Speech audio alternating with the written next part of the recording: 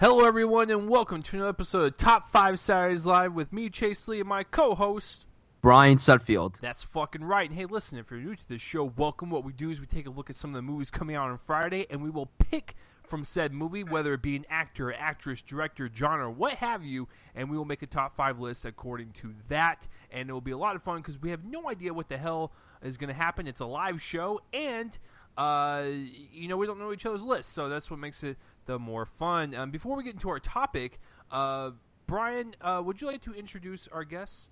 Yes, she is a good friend of the Top 5 show. She's been on a podcast with me. She did the Oscar Hangout with you and me 2 years in a row. She co-hosts the Films Up podcast with me, which is currently on a very long hiatus. God knows how long, but hey, busy.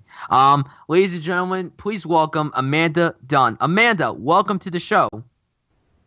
Hey, glad to be here. And no problem. So, Amanda, what's been going on in the acting world, considering the fact that you were more successful than Brian and I put together? I'm a little jealous. Oh, come on, that's not true. It's like 100% true. Oh, just the same old audition after audition after audition, and possible projects on the horizon waiting for people to just, tell me when and where. So, Is there any projects you can tell our listeners that you are finished with and you have stuff coming out?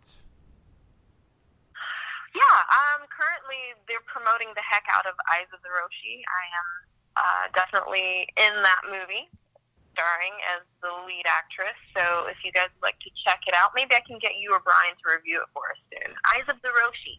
Okay. How about it? Okay, that sounds pretty interesting. So yeah, there you go, guys. Amanda will be joining us, and she is definitely doing it big while me and Brian are bitching about movies in his dorm room and my room. So yeah, so let's get this started. Brian, what is the subject for today? This week, in honor of Jackie, we are honoring the film star, Miss Natalie Portman. Meow. Oh shit! Is this gonna be fun? You guys both know that what's gonna happen is I'm gonna put both of the prequels on my top 2 spots, and you guys are just gonna accept it, bend over, and just take it. I'm just kidding. Anyways, Natalie Portman to me, she's very. I would say she's like a classy actress. She's like one of those actresses that does a role and you can just tell that she gives 110%. She walks off that set like it was fucking nothing, and she goes home, and that's a lot of respect. But that just shows you how long she's been in this business. I mean, hell, when she started out in Leon the Professional, I think she was 12 years old. So this is an actress that's been in the game for quite a while, and she's not even that old. So, and the fact that she's already got an Oscar win under her belt with Black Swan, and then with the film Jackie, this looks like it could secure her second win. I'm not even joking. I haven't even seen the movie yet, but I'm really excited to see it because I've heard from a lot of people that the movie is okay, but she is fantastic, and she's probably going to get a nomination, possibly a win. So that just shows you how much of a powerhouse she is, and still contributing to blockbusters such as a Thor or Star Wars prequel films, regardless of what you think of them. So she does a little bit of everything, and she also produces and stuff. So she's kind of all over the place. But yeah, we're going to be honoring her and her acting. So I'm really excited about that. Amanda, I'll go to you first. What do you think of when you think of Natalie Portman? What do I think of? She's one of my favorite actresses working today. Actually, she's in the top 2 when it comes to. I can't decide between her and Kate Winslet. It's like a toss-up, so I guess they're tied as far as my favorite current actresses. And for one of the reasons that you mentioned, she's just so classy. She gives me sort of Audrey Hepburn vibes, which Audrey is my favorite ever. And on top of the classiness, she can just completely flip the switch and become this raw emotional powerhouse on screen. Very impressed by her. Her personality as well off screen is one of my favorites. I wish I could be her best friend, basically. So yeah, huge inspiration for me. Yeah, I totally agree. So, Brian, what about you? What is the thing you think of when a Natalie Portman comes on screen? I would have to echo probably both of you. She's very classy. She's like swell in her acting. Like she barely misses a mark. She's always on her A game. Even if the movie's absolute blandness, she's quite fantastic, and I love her to death. I mean, she's incredibly beautiful. She's so sweet, and like her interviews, and Amanda's right. Like her vibe off screen, like it's just wonderful. Like she in her interviews and stuff, her Oscar speech, she's just such a sweet gal, it seems. And I've heard from everyone that she's quite amazing to work with. Like the actors that she's worked with, the directors, I hear that she's quite amazing. And I'm really excited to honor her because she is as well one of my favorite actresses working today. I love Natalie Portman a lot. Yeah, so I'm really excited to talk about her. And you guys are probably wondering like why we're all straight audio this week. Well, Google Hangout decided to be a total bag of dicks this week and decided not to work. So we decided to just do an audio-only version of this show. And hell, if you guys like it this way, then we'll fucking do it this way. Because I was thinking about it. It doesn't really matter if you see our faces or not. Like, this is basically in podcast form anyways, so fuck it, why not? So, yeah, let's get this started, guys, with Natalie Portman. As usual, guys, we'll start from number 5 and go to 1. Then we'll have honorable mentions and dishonorable mentions, and then, of course, discuss next week's topic. So, we'll let our guest go first, Miss Amanda. Amanda, I have to ask you the pivotal question. What is your number 5 favorite Natalie Portman film of all time so far? I think I'm going to have to go with V for Vendetta. Interesting. That's my choice. Well, I just feel like I'm more into her performance than in the film than I am the film itself, even though I think it's pretty good. It's quite decent for the genre, as far as, storytelling and, what we get from beginning to end. But she's such a standout in the film. It's one of my favorites to watch with her in general. There's a lot going on. There's a lot that she has to do in this. The whole spectrum of emotions is involved. And she's also kind of like, she's kind of badass, just like her brains in this. She's super smart and she can, take care of business. And then the whole, like, shaving the head scene was just, like, so memorable. So, yeah, and also my boyfriend is a big fan of V for Vendetta, and I guess I get a little bit, I'm a little bit more sweet on the film because he likes it so much as well. Yeah, V for Vendetta is an interesting one. I really, like, when I first saw it, I had no idea who the Wachowski brothers at the time were. Now they're the Wachowski siblings, but at the time I didn't really know who they were, because even when I saw Matrix, I wasn't really into, like, directors at that point, so I was like, oh, that was a cool-looking movie.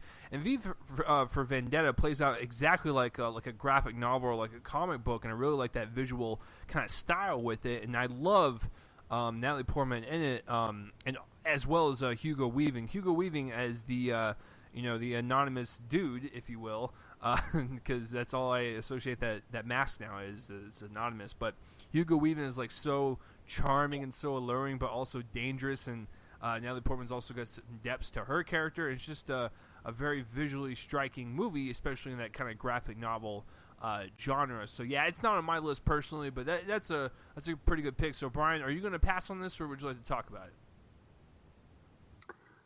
I will pass. Jesus. Okay, I guess I'm the only douchebag on the crew today that didn't put it on there. So, Brian, I guess we'll go to you. What is your number 5 pick? My number 5, I don't know if it's on your list, Chase, but I guarantee for a fact it's on Amanda's list. My number 5 is Closer. I'm going to pass. Ooh. Damn, I had no idea that you've seen this movie. I will talk about it.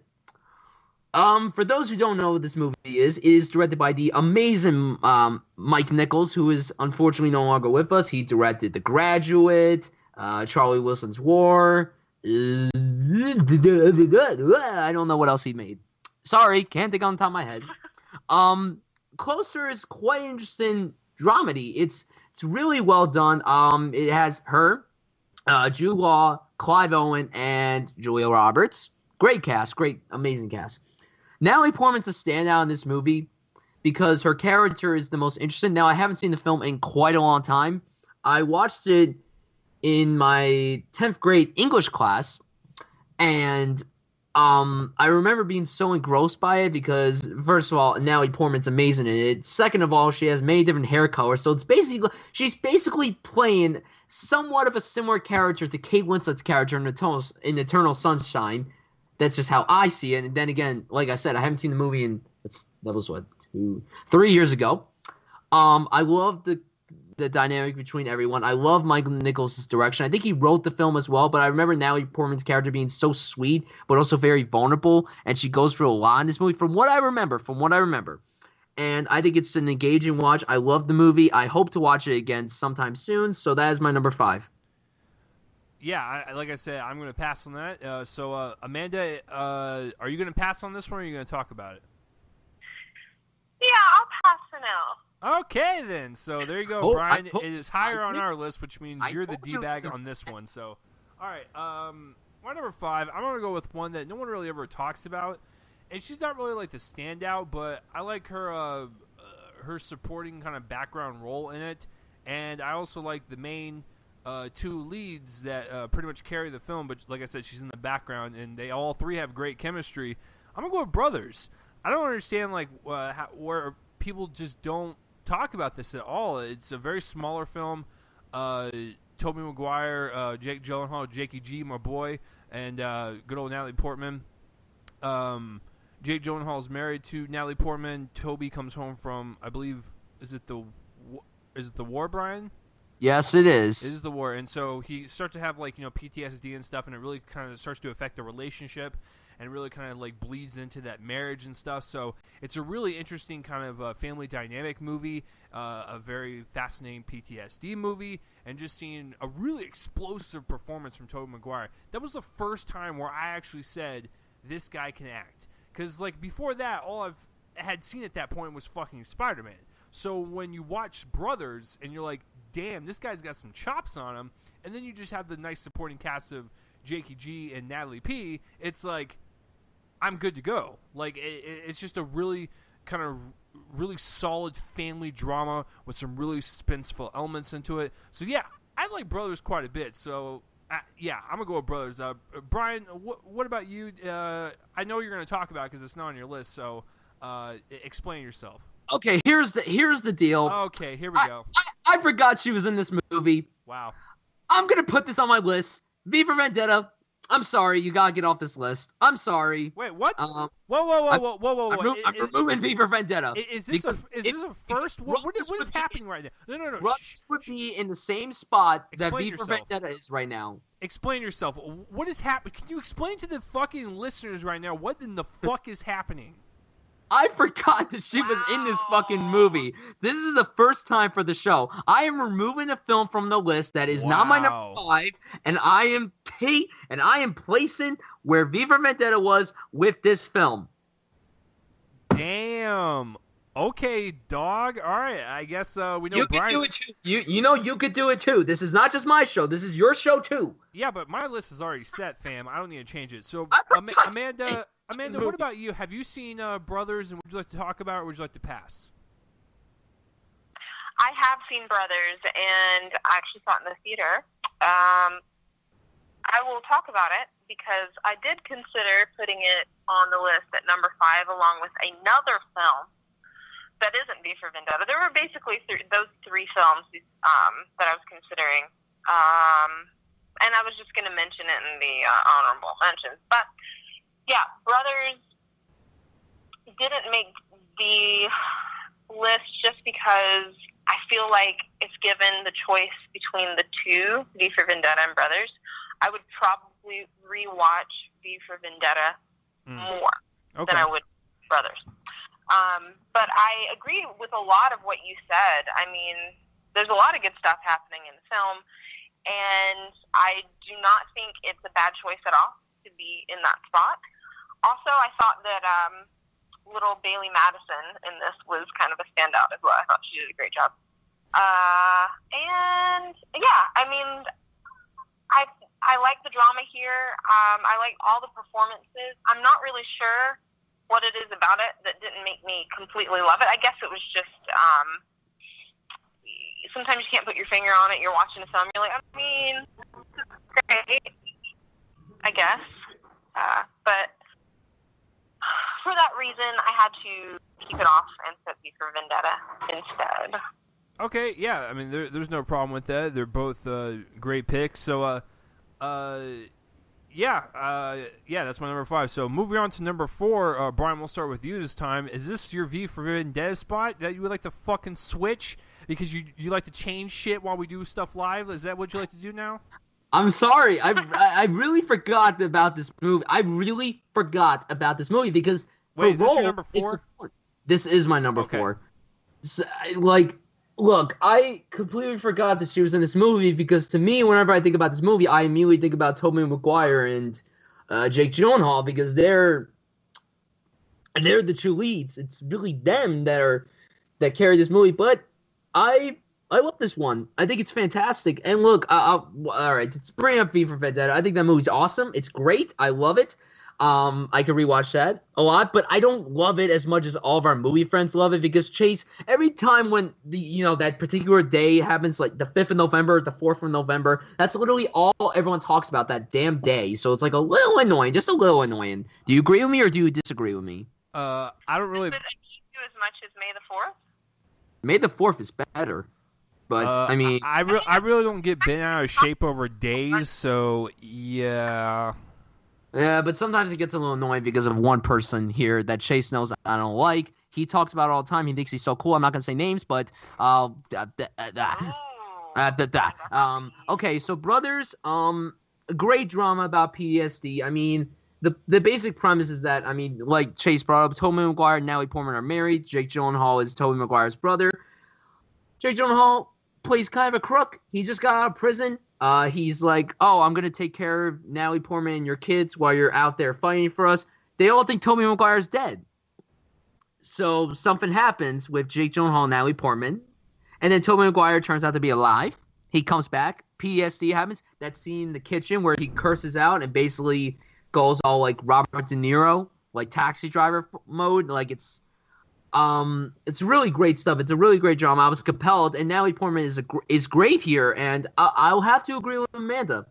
I'm not fond of child actors, but Bailey Madison was quite amazing in this movie. She was quite good in this movie, especially in the third act of the film. She was quite good. She was an actress that was basically, she's my age, and she was in a lot of stuff that I grew up with. She was in that Bridge of Terabithia. She was in, I remember this because this is my childhood. She was in the Drake and Josh Christmas special.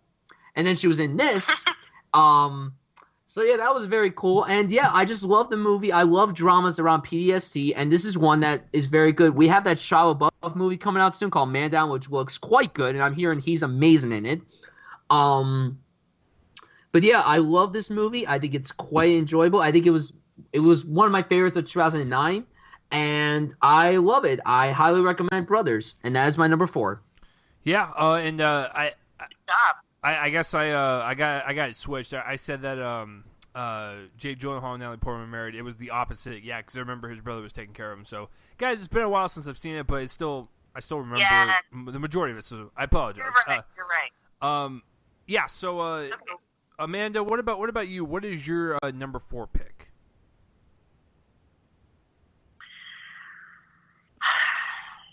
Okay. Number 4 for Amanda is Leon the Professional. Damn, why is it so low, girl? I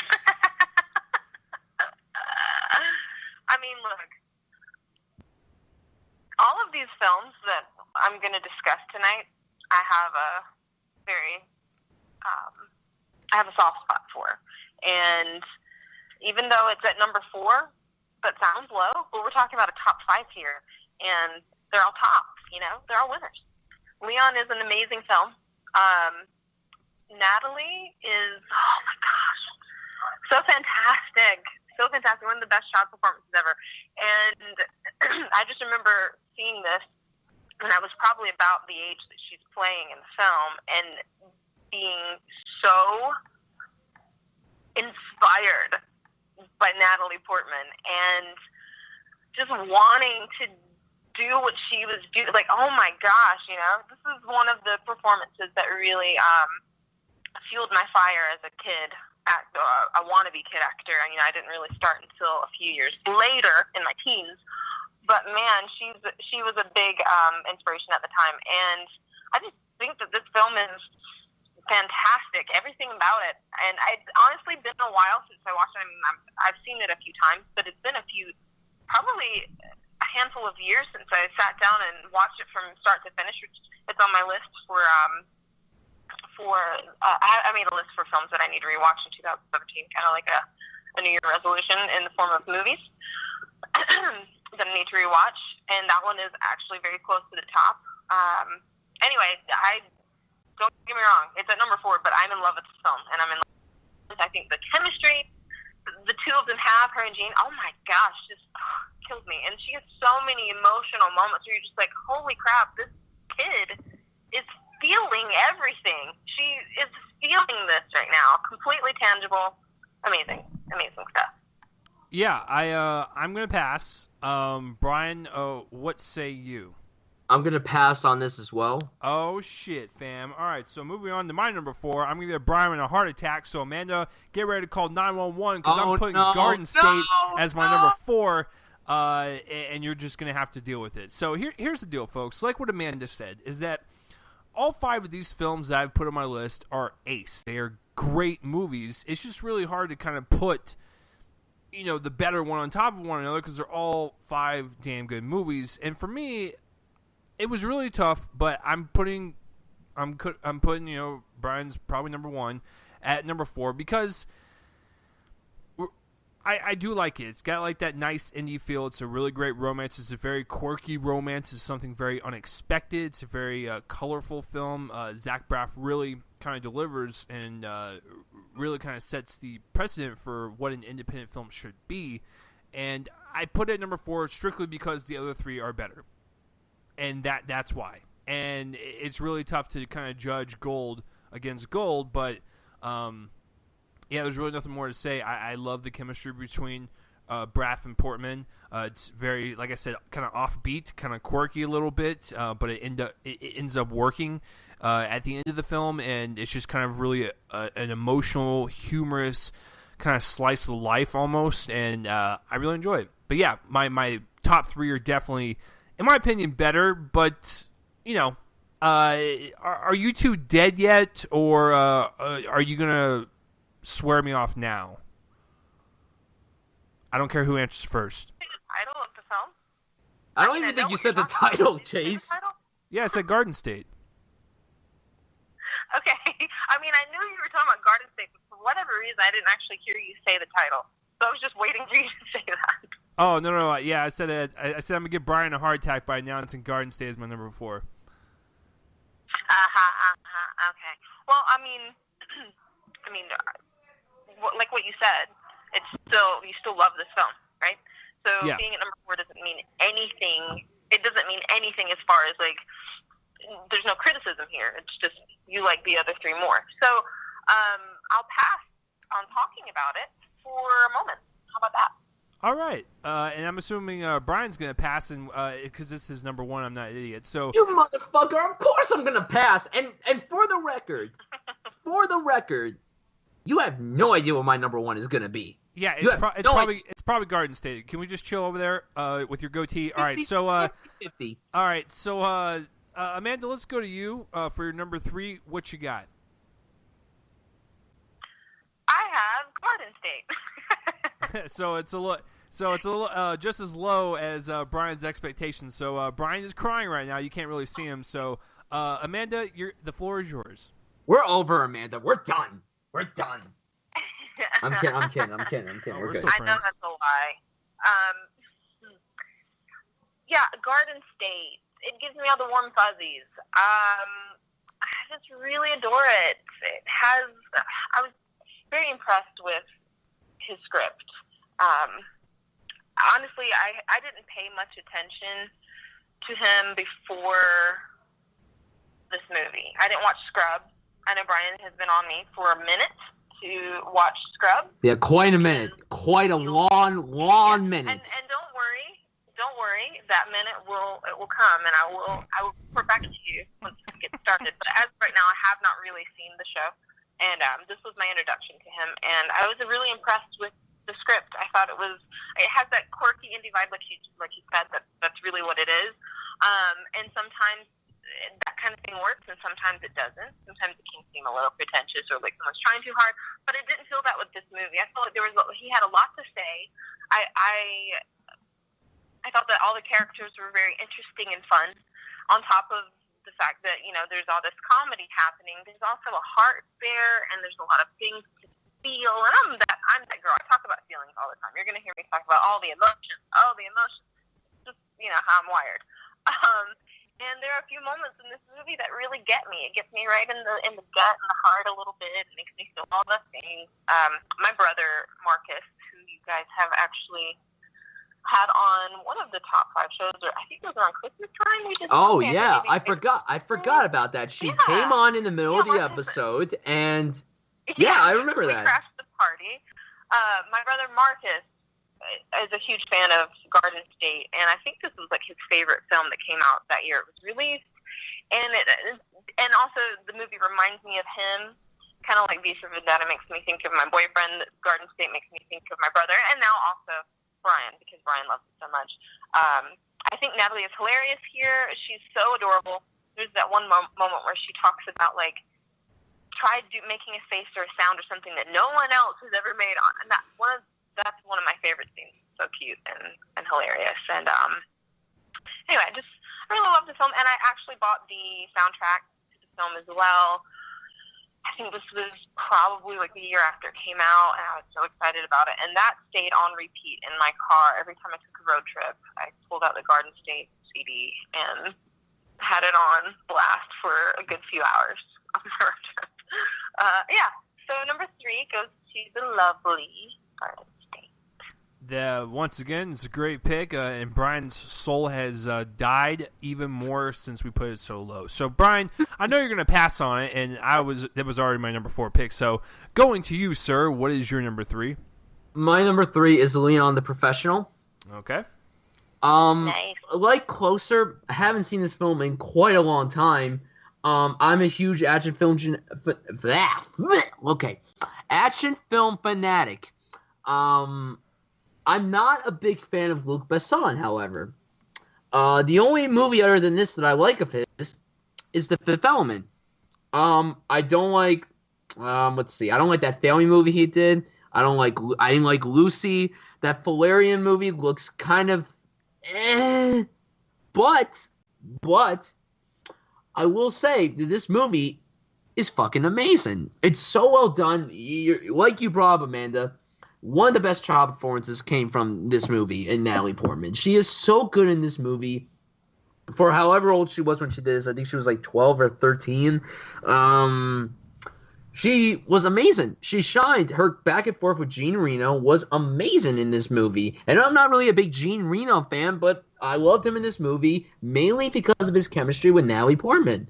And there's so many great moments with her. When she cries, you'll feel for her. When she's scared, you feel for her. When she's fighting, you feel like you're with her. I love her character so much that I kind of want her to marry me, but not gonna happen. That'd be weird. Thank you. But in all honesty, it is such a well done movie. The action's fantastic. The writing's great. Luc Besson's direction's awesome. I love Leon the Professional, and I would love to watch it again. I feel like I'm gonna watch it. Someone told me that we watched it in one of the classes here at Montclair State. So I'm hoping to watch it again. I really want to watch it again. This is high up on my watch list of films I want to rewatch again. But yeah, Leon the Professional is my number 3. Fantastic film. Incredible performance from Natalie Portman. And just giving a little honorable mention, another great child performance she was in, another great child performance she gave was in Heat. The Michael Mann film, she was awesome in that movie, but this was the bigger child performance because she was in this more than Heat. But yeah, Leon the Professional is my number 3. Yes, and Beautiful Girls as well. Sorry. Never seen that film. It was really great in that. Never seen that, but heard good things. Moving on, Chase. Yeah, Leon the Professional, I'm going to pass once again. My number 3, I'm going to go with Closer. Now, I put this above Garden State because Garden State, yes, It's very quirky. It's very charming. It's a nice little romance film. But Closer. Holy shit. I saw it for the first time this year. And I actually went to the pawn store down the street from my apartment. It was there for $1. I picked it up because I heard so many great things about it. I fucking played that shit. And holy God. I did not expect it to be like that raw and powerful of these two couples intertwining like that.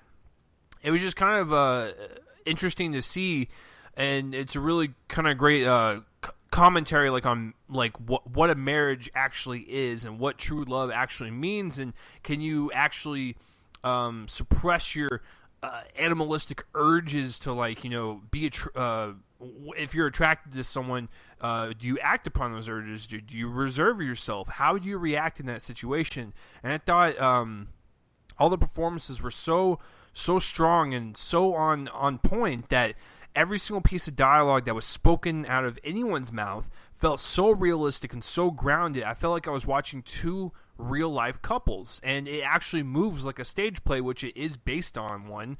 So it felt like a play. It feels real. I love, like I said, that intensity, the emotional core at the center of the film, which is, you know, the innocent betrayals that, you know, all four of these people do, even though they may not think it's betrayal on their partner, but they still do it anyways. I don't know. There's just a lot of great stuff about it. It's also beautifully shot. It's a very slow movie, but it's also brimming with such tension that kind of just explodes at the very end of the movie. So yeah, I'm going with Closer as my number 3. I saw it the first time this year. Some good fucking shit. So, ooh, well, hold on, folks. So Brian's got it as number 5. Now, Amanda, I'm gonna take a stab at this. I'm gonna say Closer is your number 2. Am I correct?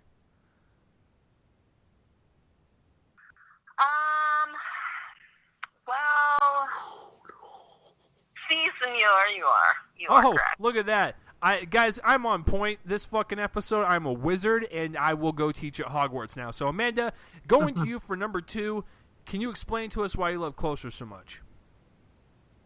Oh, I can. And would you like me to do that right now? Yes, ma'am. Yeah? Okay. Okay, so as far as ranking 4, 3, and 2, I had all 3 of these films kind of like tied. Like, I don't know how to do this. Leon the Professional, Garden State, and Closer. But I had to go with my gut. And my gut was telling me, out of all 3 movies, which one really got me the most? And again, Leon made me cry, Garden State made me cry, and Closer also made me cry, but Closer did something else to me. I watch so many films, just like you guys, and once in a while, something different happens when you watch a movie. You might watch a movie and you laugh and you, like, you know, get teary-eyed and feel something in certain moments. But this movie, from beginning to end, had me just, like, holding my breath. I was so sucked into this world that felt like real life. Like, I felt like I was peeking through someone's curtains and watching them have these private, personal, graphic conversations that just floored me. Because the thing is, not a lot of films, I mean, we watch films that have, you know, that might throw in some curse words or some, you know, some dialogue that feels true to life, but this one was on a different level for me. It was like, not often do we get to watch movies where people speak to each other this way for entire conversations, not just a few lines here and there, but like entire conversations that just feel like you're intruding on their lives. I mean, unfortunately, we live in a world where people often do speak to each other this way, and I felt like a fly on the wall the whole movie. And I was so impressed by that. To the point that I watched it literally as soon as it went off. My mom went to bed. She was not as impressed as me. She was actually very uncomfortable with this film. But as soon as she went to bed, I played it again and watched it by myself because I was just so like, yeah, okay, this is incredible filmmaking. Not just, you know, the script itself, but these actors brought this to life in a way that just really got under my skin. And it did make me uncomfortable half the time, but it also made me, like, really appreciate the art of acting and the art of filmmaking. I know Closer isn't everyone's cup of tea, and it's understandable because, you know, it is a little bit too real for some people, and a lot of this, unfortunately, is relatable to people. I mean, this is the kind of world we live in now where relationships are like this. People treat each other like this. And unfortunately, I've been there and done that. It sucks, but it's like, you know, sometimes you got to have a movie that's like this, that, you know, hits you over the head with reality and makes you feel really like everything as far as emotions, my favorite word, are concerned. Yeah, and every single actor, again, fantastic, fan-freaking-tastic, but if forced to choose a star, like the all-star of the cast, it's Natalie Portman here. She just really, really got to me the most. I felt for her. You know, some of these people, I honestly disliked them. It was just like, oh, what are you doing? Why are you making these choices? Why are you treating each other like this? But I realized, like, out of everyone, she was the one that was almost like all of these things were happening to her. She was involved, but it was like she wasn't necessarily the reason for any of it. So it was like a domino effect, and she happened to be caught in the crossfire. No, I'm talking a lot here, sorry. So many moments, though, in this with her specifically stand out. I mean, everything that happens in the strip club, first of all. It's extremely memorable, and not just for the obvious reasons. And I gotta point out to you how amazing that she looks in a pink wig.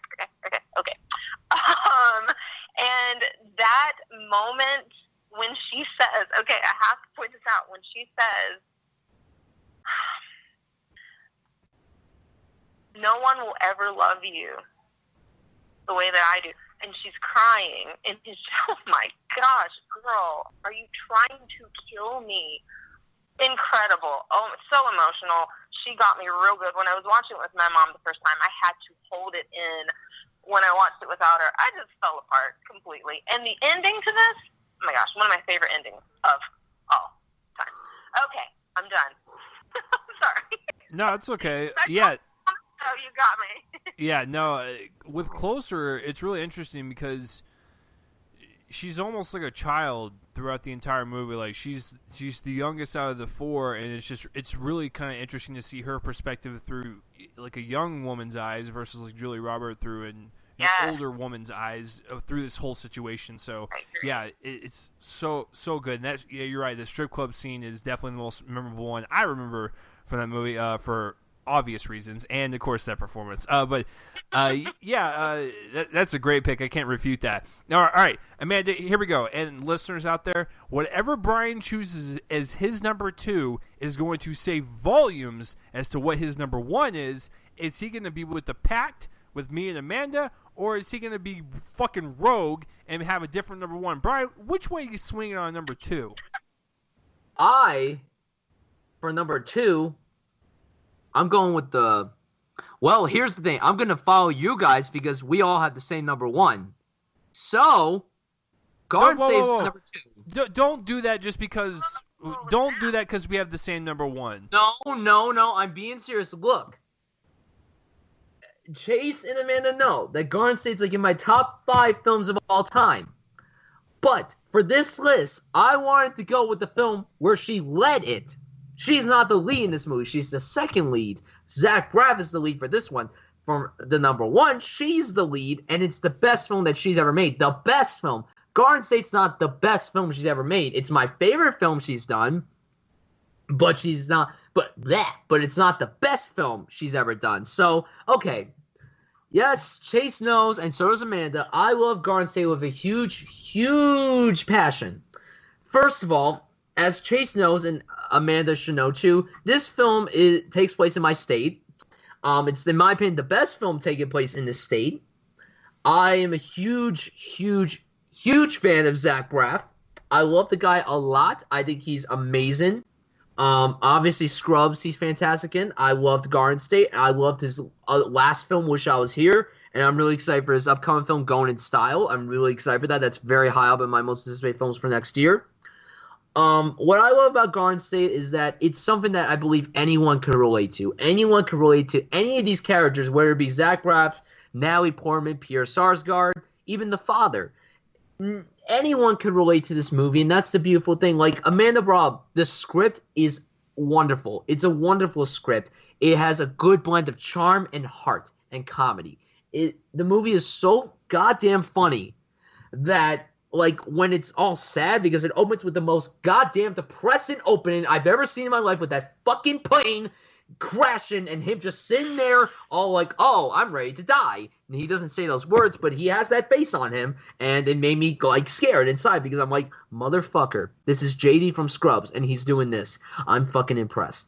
I love the movie so much. And Amanda Robb, Natalie Portman's character, she is so cute. It's like, it's hard not to like her. She's a compulsive liar. She lies all the fucking time. And I love her. And yeah, that scene where she's doing all those faces, I love that. One of my favorite moments, her introduction where he's at the doctor, and then that dog is like humping Zach Braff, and she's like, kick his balls, kick his balls, kick his balls. I love that so much. I love it. Her chemistry with him is wonderful. I love the music as well. And I put this on as my favorite film directed by an actor, because Zach Braff, no one ever pictured him doing something like this, because everyone looked at him as the lovable goofball from Scrubs. And then when they saw that he did this film, because this was a passion project for him for many, many years, because this is semi-autobiographical, because before he became a big actor, he was depressed, he was waiting tables, he was doing probably the normal thing actors do when they live in Los Angeles. So it's just a great film, and it's so relatable. I love it so much. I love Garden State. I can watch it anytime, when I'm happy, sad, whatever. I love it a lot. It is my number 2. I know it's shocking to Chase and probably Amanda, but my number 1 Natalie Portman film, to me, like I said, is the best film she's ever done, period. So yeah, Garden State is my number 2. Damn. I mean, Hey, Go ahead. I had a feeling that you were going to do this. So I'm actually not as shocked as you might think of. You know, okay. Is this one of those scenarios, Brian, where like that boner that you have for Garden State was just completely deflated by putting it at number 2? Would you explain to the listeners why your Garden State boner has deflated for the rest of the evening? I told you for the millionth time, she is the second lead in this movie. I wanted to put my number 1 as the movie where she is the lead, where to me, the number 1 film for all of us is the best film she's ever done, period. As great as Garden State is to me, Garden State, like I said, is my favorite film she's done. But the best film she's done is the number 1 pick from all 3 of us. Oh, okay, well, Brian, your goatee's getting very angry. So, all right, moving on to my number 2. Real banana shape. Yeah. My number 2, I'm going to go with Leon the Professional. Now, I also saw this film for the first time. I think it was either this year or last year. I once again found it at a pawn store for like $3, picked it up on Blu-ray, and I watched that shit, and I gotta tell you, I was blown away. It's not just because of her performance. It's just a well-rounded movie in terms of like a suspenseful thriller.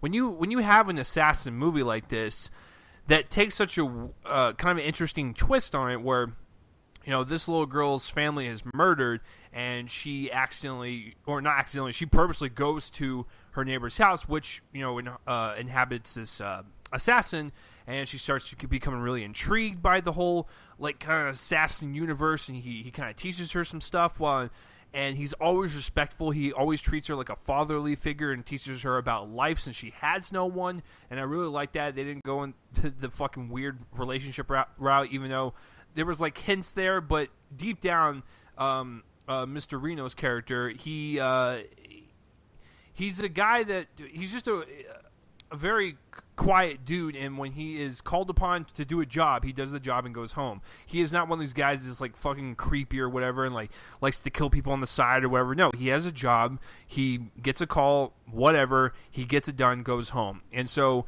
when you have this little girl plopped into his life like this, it's kind of refreshing and kind of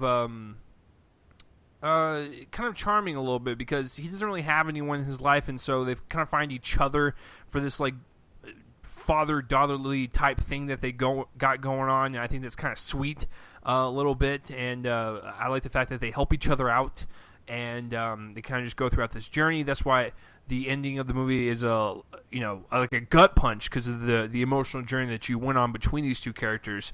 And then Gary Oldman. No one ever talks about Gary Oldman. Fucking Gary Oldman is a creepy ass fucking dude in that movie, and no, just fucking no Gary Oldman. Please go back to being Sirius Black. So, Leon the Professional for me is my second favorite Natalie Portman film of all time.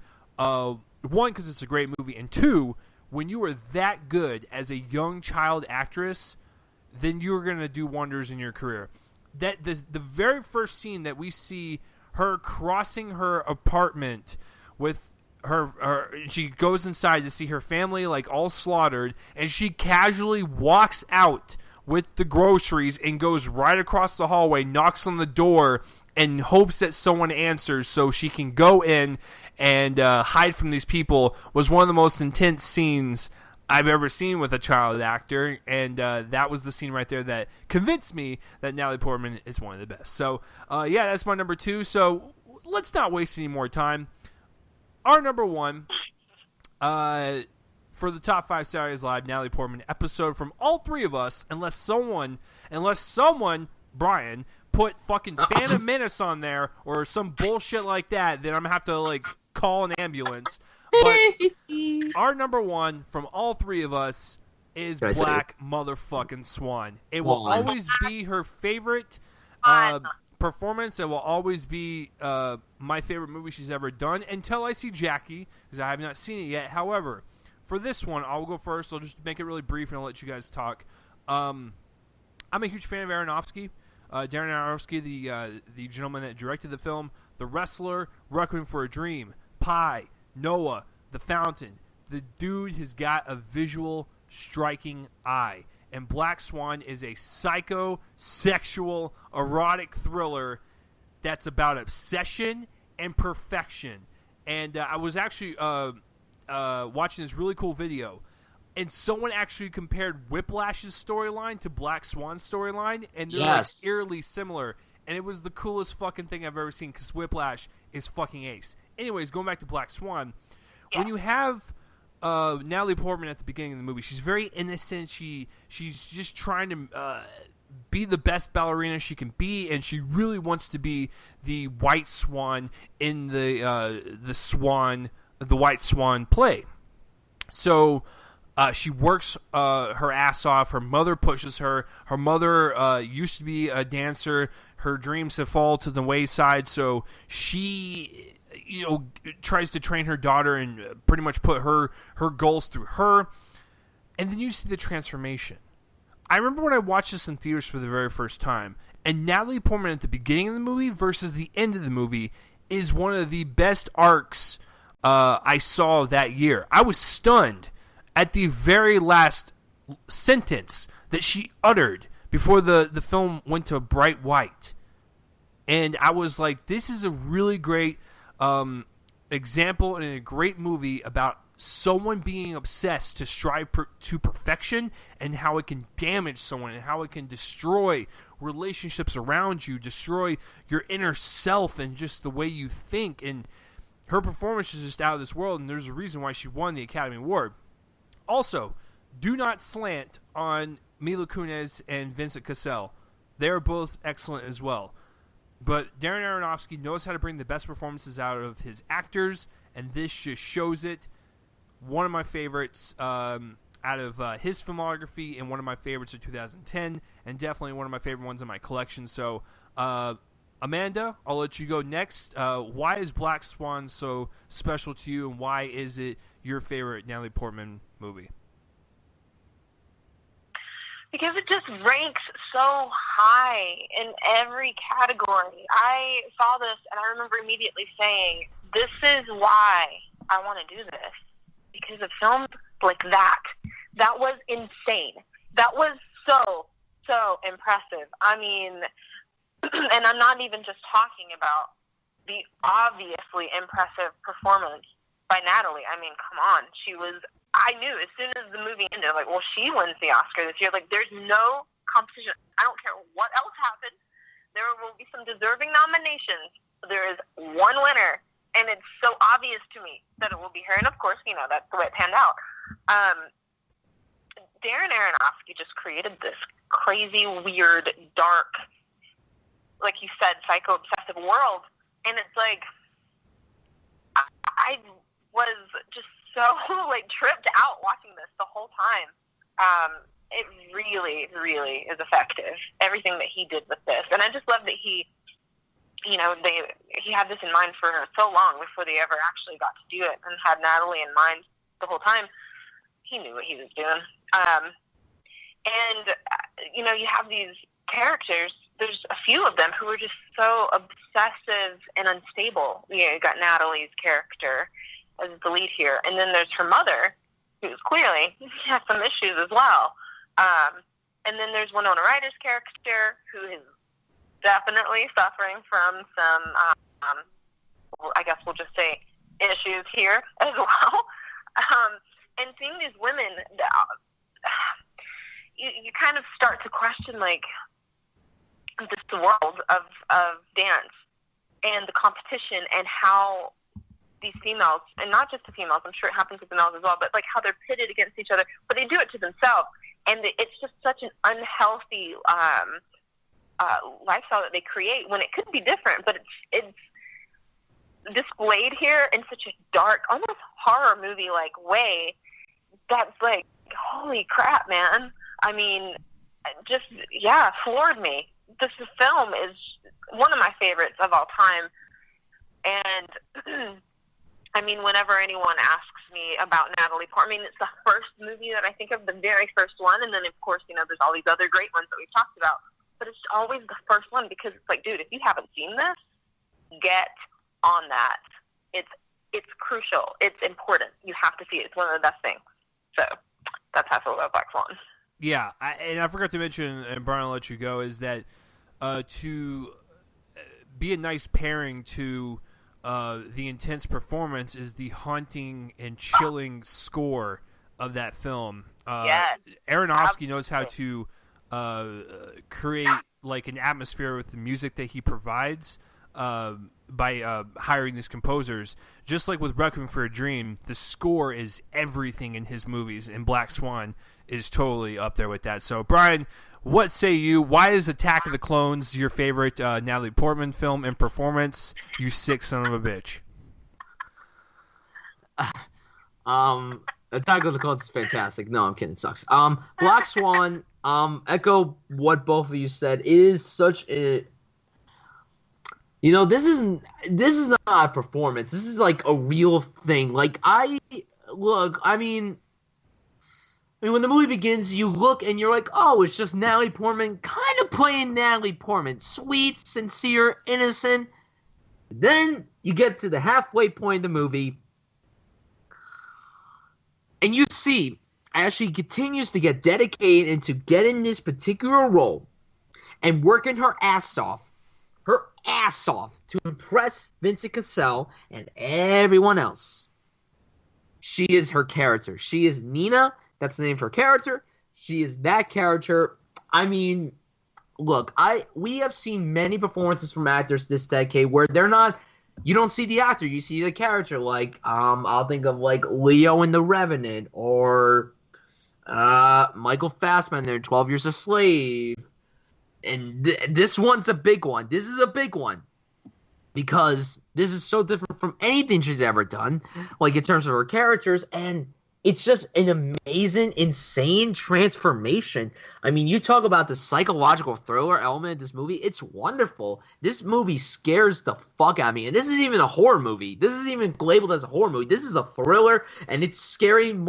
it's just as scary as some of the horror movies we have nowadays, and it's incredible. And Aronofsky is a masterclass filmmaker. I love practically everything I've seen from that guy. The Wrestler is one of my all-time favorite films. It's probably my favorite film he's ever done. It's probably tied with this. I love Requiem for a Dream. I really dug Noah. I love Pi, and The Fountain is very, very good. So he has yet to make a film that I do not like. And this one is just engrossive, it's intense, it's beautiful, and I love it so much. And to quote Chase, the final sequence in this movie, right before it goes to white, that quote symbolizes how the movie was. And I'm not going to say what the line is, but it's just too brilliant. There's like no words to describe this movie. And I remember after I saw the movie for the first time, I had no idea what to think. Like, I was blown away by her. I was blown away by Mila Kunis. I mean, because the only thing I had ever seen with her at the time was her as Jackie on that 70s show, and obviously she voices Meg on Family Guy, so it was very different to see her do a movie like this, showing her true actress house. By the way, Academy, you snubbed two big performances that year. You snubbed Mila Kunis and Andrew Garfield for The Social Network. You should have nominated both of these people. Mila Kunis was amazing, and she would probably never do another film like this ever again. I'm just saying, that's the truth. But this film, incredible, one of the best films of the decade. I wouldn't say it's one of my all-time favorite films, but if I had to say my top, 20 films of this decade so far, this movie would definitely be in that list. This movie is quite amazing. I think it was my fourth favorite film in 2010. I love it a lot. If you have not seen Black Swan, if you're a hardcore cinephile, you gotta get off your ass and watch this movie. It's not normal. It's not for everybody, but it is an experience. Black Swan is without a doubt the best Natalie Portman film ever made, period. Yeah, to go in with the whole ending of the film, like I said, when you watch that video, it reminded me so much of Whiplash when I really thought about it, and how it led up to this powerful climax of getting what she wanted. She got what she wanted, even though at the very end it's super devastating, but she got what she wanted. And that's, like I said, that it plays really well with the obsession and perfection theme of the entire film, and it's chilling. It's some good shit. So yeah, that's our list, guys. So what about you? What are some of your favorite Natalie Portman films? Your favorite ones. And speaking of ones that she has done that isn't on the list, I will go first. I'll just rattle them off really fast. She doesn't have a big role in this, but I love me some Mars Attacks. Why not? That's a good old Tim Burton film. Let's see. V for Vendetta, of course.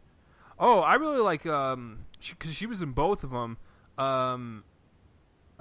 Paris, I Love You, and New York, I Love You. Those kind of vignette romance films where they have short stories of romance stories. What else? What else have you done, Miss Portman? Yeah, I think that's it for me, because that's all I've seen. So, Amanda, what about you? What are some of the ones that just didn't make your list? I'll just mention the ones that I, thought of, and I like them. They are worth mentioning. Brothers, I already said, I was considering it for the fifth spot, but went with V for Vendetta instead. Besides Brothers, I also really loved, especially loved her in Cold Mountain. I felt Cold Mountain, it's actually pretty good, the film in general. Not a perfect film, but she is perfect in it.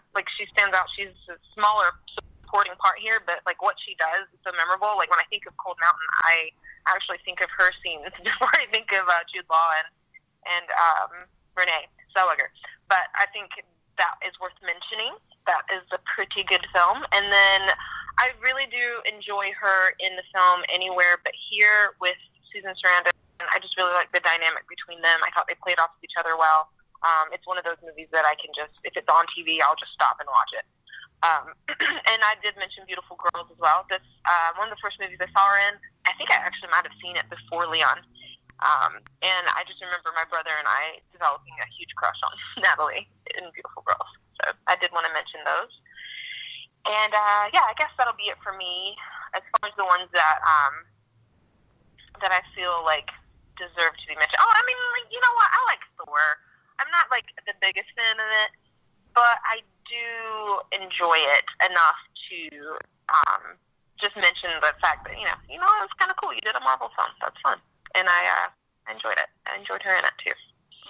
I guess. So, Brian, what about you? Let's see. Paris, I Love You. I'll mention one of the prequels. I do like Revenge of the Sith. I think Revenge of the Sith is a good film. I think it's a good film. A lot of people say all 3 prequels are bad. Revenge of the Sith is the only good one. It's the truth. I like Thor, too. I actually like both Thor films. I will say I like... they're both on the same point. I don't really like her so much. It's not her character. Her performance in the first film is good. Her performance in the second film is whatever. It's whatever.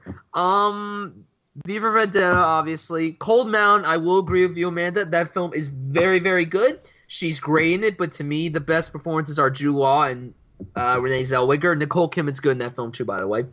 What else is there? She made a cameo in Zoolander. That doesn't count, but Zoolander's awesome. Mars Attacks, haven't seen it since I was a kid. I remember enjoying it. No String Attached is fine. It's whatever, but Friends with Benefits is the better film. I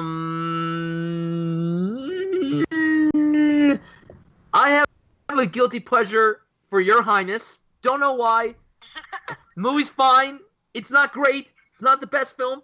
The only reason why it's on here is because of Danny McBride, and that's it. I love practically everything that man's in. People, listen to me right now. If you have not watched Vice Principals, get off your ass and watch it because it is so goddamn amazing. The end. I've already done it. You've watched it? I did. I watched it. Yay! Yeah, that's it. That's it for the honorable mentions. That's it for the couple things.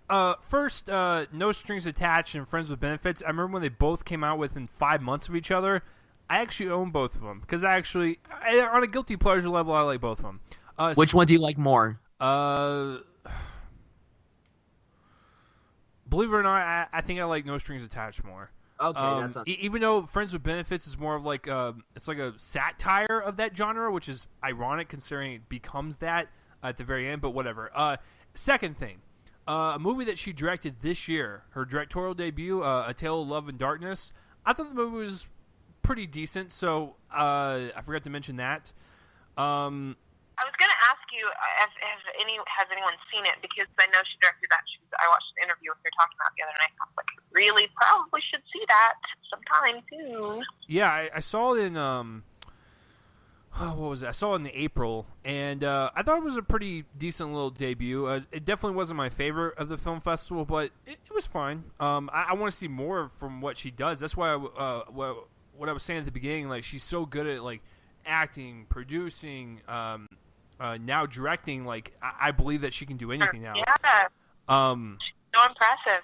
Has anyone seen Jane Got a Gun? Yeah. No. I did. I'll talk about it shortly. Oh, shit. That means Brian fucking hated it, which means we're moving on to dishonorable mentions. Guys, I don't know what the fuck Brian is smoking, but Your Highness is one of the worst comedies I have ever seen, and I love Danny McBride. Holy shit. I don't think it's that bad. It's pretty fucking bad. It's a guilty pleasure for me. It's a guilty pleasure. It is really fucking bad. So here's the deal. I love Danny McBride, and like what Brian said, if you're not watching Vice Principals, it is one of the best dark comedies I've seen in quite some time. However, and I love Danny McBride, and I know a lot of people hate him. I'm in the minority. I think he is really good at comedy. However, he wrote this with his partner, Ben Best, and it is atrocious. James Franco, Natalie Portman, Danny McBride, what the hell happened?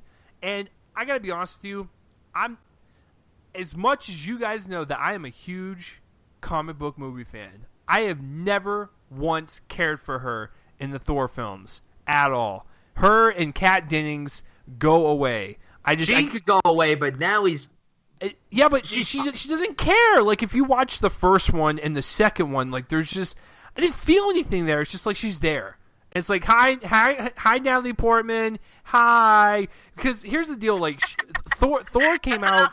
Sometimes. Yeah, right? Like, Thor came out 3 months after she won her Oscar. So it's like, you're expecting a lot. Because Thor came out in May of 2011, literally 3 months after the ceremony. So I was expecting a lot. I was like, oh shit, she's in a comic book movie. She's going to give it her all. It's going to be really great. No. Nothing. Nada. It was a paycheck gig. I don't blame her. Hell, if I was offered $20 million to fucking, look pretty and wear tight clothes, I would fucking do it. I got no shame. So, fuck.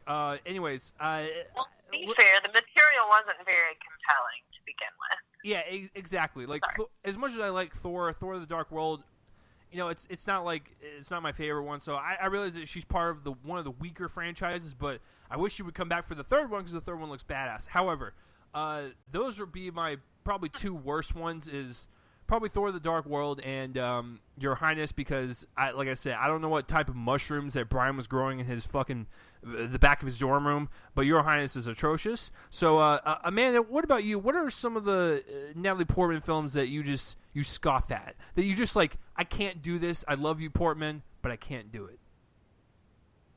Honestly, there's only one that makes me feel that strongly, and it's Mr. Megorium's Wonder Portman. Oh! Yeah. Okay then. Brian, what about you? That's the worst thing she has ever done. My fucking listen. I saw this movie in the theater when it came out. I was 9 years old, boys and girls. Listen carefully, okay? Listen. Look. When you're a kid, you don't think things are boring. You think like practically everything's awesome. From what I can remember, this was the first movie I have ever seen where I asked my mom, "Can we leave?" Wow. I asked my mom, "Can we leave?" I was 9 years old, and I don't listen. If I see a bad movie, I usually don't want to leave because either A, I pay my money, or B, I'm committed. This movie is so bad that it's a joke.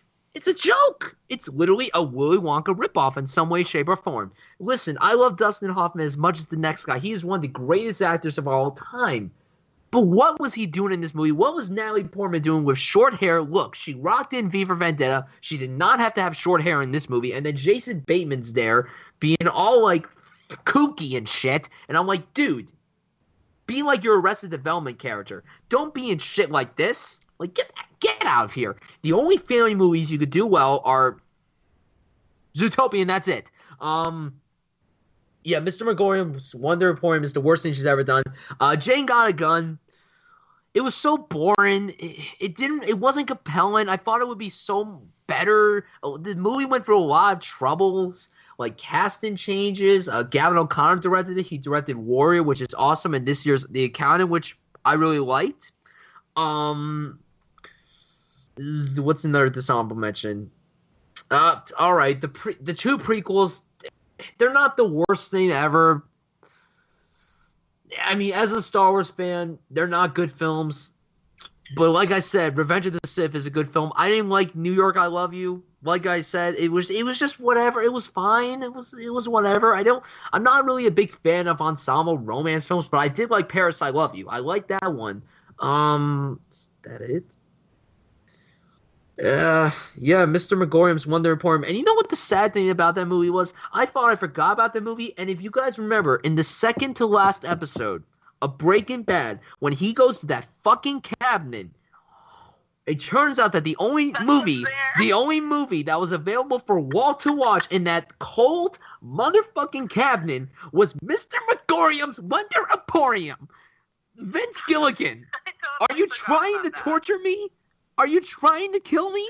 Vince, I love you, man. I love Breaking Bad. I love Saul, but are you trying to kill me by mentioning that film in the greatest TV show ever made? Are you on drugs? Are you on meth? Are you actually doing the meth? That's what made it so funny. I'm sorry, what'd you say?